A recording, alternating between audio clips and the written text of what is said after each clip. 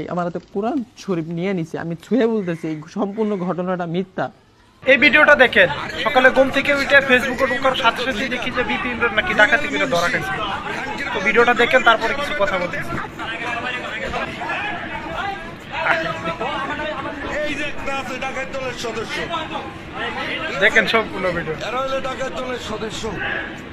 আসলে কাহিনী হয়েছে কি, যখন সে ডাকাতি করে ধরা গেছে তখন আরেকটা ভিডিওতে দেখলাম যে আরেকটা রিলস ভিডিও আপলোড করছে। রিলস ভিডিওর মধ্যে দেখলাম যে সে কোরআন শরীফ নিয়ে কসম করতেছে যে ও ডাকাতি করে নাই। ও আগে যে আগস্টের আন্দোলনের সময় যে মিছিল করছিল, ওই সময় আওয়ামী লীগের যে লোক আছে তারা দৈরা তাকে পিটানি দিয়েছিল, সেই পুরানো ভিডিও নাকি এখন ভাইরাল হয়েছে।